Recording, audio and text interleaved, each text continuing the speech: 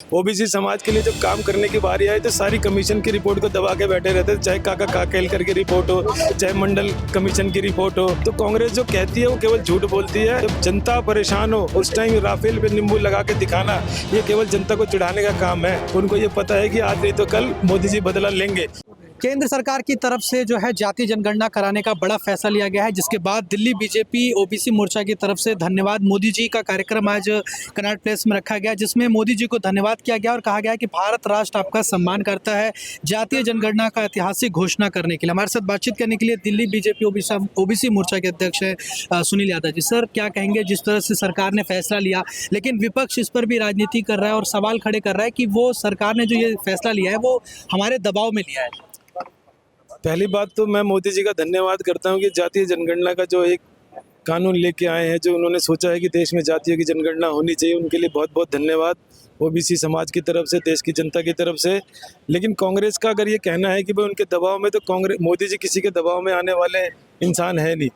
वो देश की जनता के दबाव में हमेशा रहते हैं कि मैं कैसे किस प्रकार से इनकी सेवा कर सकूं, सबका साथ, सबका विकास, सबका प्रयास, सबके माध्यम से कैसे इन लोगों के लिए काम कर सकूं। तो वो उनको चिंता रहती है। वो चिंता का एक बहुत बड़ा हिस्सा ये जातीय जनगणना भी थी, क्योंकि 2010 में आपको ध्यान होगा पार्लियामेंट में अरुण जेटली जी की और माननीय सुषमा जी की एक स्पीच है, जिसमें हम लोग, उस टाइम कांग्रेस की सरकार थी, हम लोग उसमें मांग कर रहे हैं कि जातीय जनगणना होनी चाहिए। तो ये मांग हमेशा से भारतीय जनता पार्टी की रही है, कभी राजीव गांधी जी की, कभी तो उन्होंने कभी जातीय जनगणना करी नहीं। मात्र 10 साल के राज में, 10 साल के कार्यकाल में मोदी जी ने सर्जिकल स्ट्राइक करी, उन्होंने एयर स्ट्राइक करी, उन्होंने मंदिर बनवाया, उन्होंने आर्टिकल 370 को हटाकर वहाँ पे पीस लाने की कोशिश करी और आज जातीय जनगणना की घोषणा करी है। उनके कामों के लिस्ट में से एक काम था जिसको समय आने पे उन्होंने कर दिया। जो 2021 में होना था, उस टाइम जातीय जनगणना हर 10 साल पे होती है। तो आपको मालूम है कि अगर 1931 में हुई है तो 1941, फिर 51, तो उसी में ये 31 में जाती, 21 में अगर नहीं हुई तो। लेकिन मोदी जी ने कहा छोड़ो 31 बहुत दूर है, हम इसको अभी 25 में कर देते हैं। तो 21 में सिर्फ कोविड की वजह से जनगणना की घोषणा नहीं हो पाई, लेकिन 25 आते आते मोदी जी ने कर दी घोषणा। तो इसमें जो राहुल गांधी जी या दूसरी विपक्षी पार्टियां हैं, वो केवल रोटी सेकने का काम करी, इसमें से भी उन्हें कुछ मिल जाए वो इसका प्रयास करें, बाकी उनका मुद्दा कभी था ही नहीं है। जातीय जनगणना से आपको क्या लगता है कितना फायदा पहुंचेगा? क्या ओबीसी मोर्चा के लोग ही इसमें जुड़ेंगे या और भी वर्ग के लोग, जनरल कैटेगरी या बाकी लोग? हम लोग ओबीसी समाज में बहुत सारी जातियां आती हैं, इसलिए हम मोदी जी का धन्यवाद करने आए हैं, क्योंकि ओबीसी समाज में बहुत सारी पिछड़ी जातियां भी हैं, चाहे पाल हो, बघेल हो, विश्वकर्मा हो, ऐसे गिरी समाज हो, गोस्वामी समाज हो, छोटे छोटे समाज है जिनकी चिंता कभी किसी ने करी नहीं। तो हम लोग आए हैं कि चलो उनकी भी गिनती होगी। अब इससे मेरा कहना है कि जो छोटी छोटी जातियां हैं उनकी गिनती होगी, कौन कितना पढ़ा लिखी समाज है, कौन कितने आर्थिक स्थिति से कमजोर है। अब मान लो जाट समाज के लोग ऊपर आ गए, यादव समाज के लोग ऊपर आ गए, लेकिन गिरी समाज नीचे है। लेकिन वो गिरी समाज कौन से? ओबीसी समाज में आता है, तो ओबीसी वाले करेंगे। अब इसमें ये नहीं कि कोई पंडित समाज का, स्वर्ण समाज का, तो उसको फायदा नहीं मिलेगा।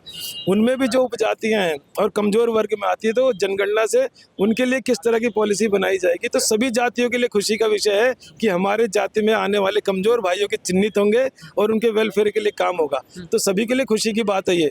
और ये जाति गणना एक ऐतिहासिक कदम है, जिससे देश, जो विकसित देश का सपना हम लोगों ने देखा है। और पंडित दीनदयाल जी कहा करते थे, जब तक अंतिम व्यक्ति का विकास नहीं होगा तो हमारा विकसित देश बन ही नहीं सकता।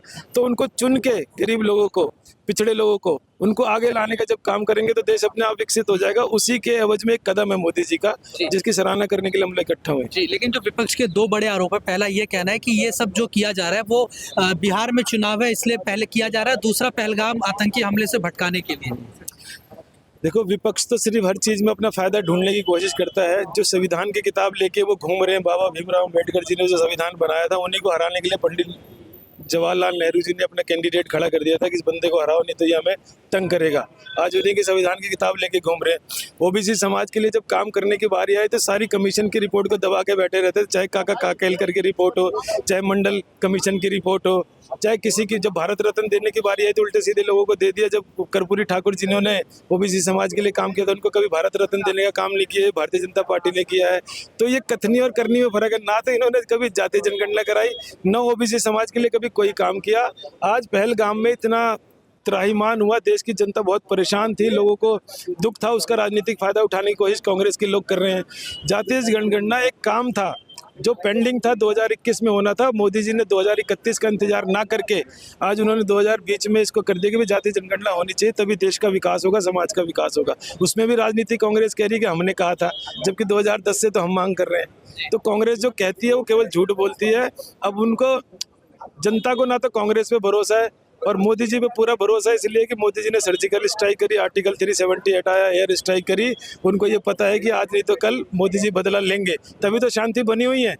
लोग शांति से अपना काम कर रहे हैं, लेकिन चिंता कर रहे हैं कि कब लेंगे, यही तो सवाल है।